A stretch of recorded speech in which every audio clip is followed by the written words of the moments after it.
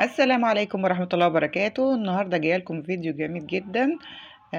تنظيف فواكه البحر. عندنا الكابوريا، الجندوفلي، الحبار. تابعوا الفيديو للآخر وحطوا لايك واعملوا اشتراك اللي ما اشتركش معايا في القناة عشان يوصلكوا كل جديد. اللي عايز بقى يستخدمه في الطواجن او يقليه، تعالوا نشوف مع بعض طريقة التنظيف. اول حاجة كده معانا الحبار، بنجيبه كده ما بيبقاش متنضف.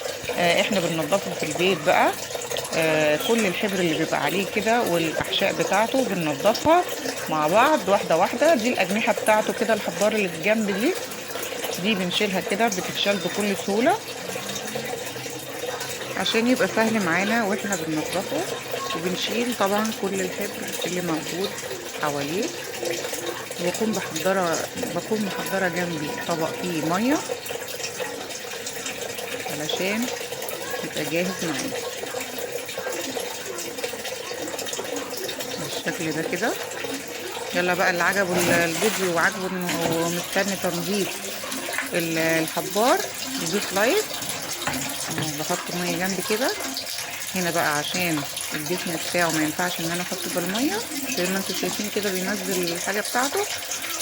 بجيب الحنفيه بقى، تحت الحنفيه بقى، وهشتغل بيه وهنضفه كده. نبتدي كده نسمي بسم الله ونبتدي بقى نحط صوابعنا كده من جوه في بطنه واحده واحده، وبنسحبها. نسحب الراس بتاعته دي، نسحبها كده عشان تطلع معانا كلها حته واحده كده، ما يتبهدلش معانا الحبار وما يبقاش ريحته زفره. والميه زي ما انتم شايفين كده فوقيه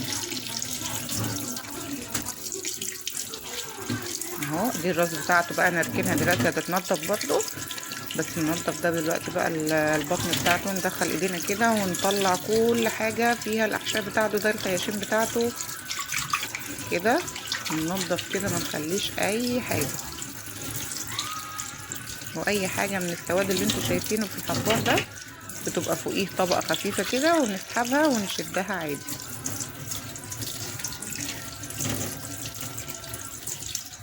اهو. اهم حاجه الحبار يبقى متنضف كويس اهو. دي طبقه خفيفه احنا بنشيلها عشان ننضف بيها، ننضف الحبار من الحبر ده كله.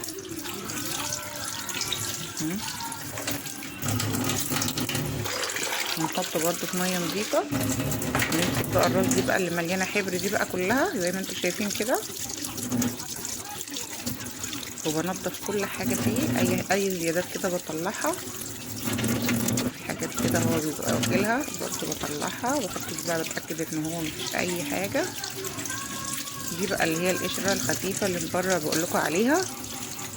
بنحط صباعنا كده من اولها، نمسكها من اولها وندخل ايدينا كده لغايه ما ايه، نسحبها من حواليه كده. بتتسحب بكل سهوله كده اهو. بنطلعها. وعينه برضو بنطلعها، دي عينه اهي مليانه حبر برضو اهي. المهم ان احنا نخلي الحبار بتاعنا ابيض زي الفل وما يبقاش فيه اي حاجه سودا. وعايزه اقول لكم ان الحبار برضو بتبقى فيه طبقه اللي هي الناشفه. صوابعه كده برضو بنطلع منها الرجول بتاعته دي كده. الرجول بتاعته برضو بننضفها من السواد كده، وبنسحب مع بعض كده واحده واحده. دي بقى الراس بتاعتنا بنعملها بقى في طواجن، بنستخدمها بقى، بتبقى حلوة قوي في الطواجن. بصوا دي الطبقة الناشفة اللي بقول لكم عليها اهي. انا عندي هنا الحبار بتاعي صغير، بتبقى ساعات الطبقة بتاعته بتبقى ناشفة برضو بنشيلها. دي ناشفة اهي زي ما احنا شايفين اهي، بتبقى ناشفة شوية كده فبنطلعها، لازم نطلعها دي.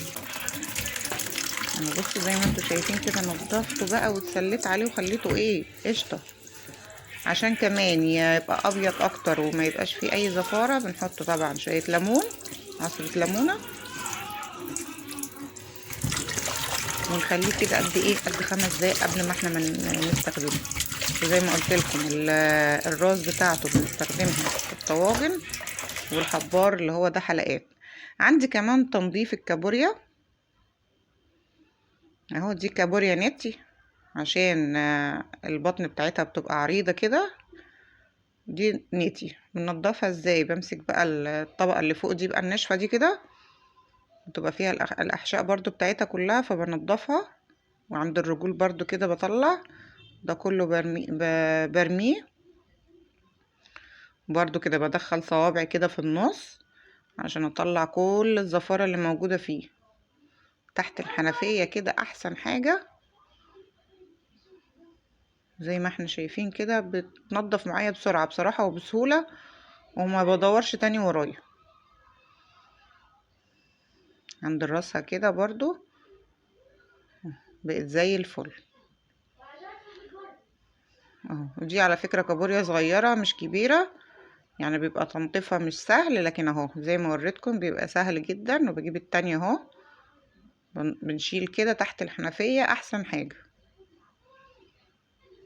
وبحط لها برضو شوية ليمون او عصرة ليمون في المية، برضو بسيبها شوية علشان الزفارة برضو تطلع منها.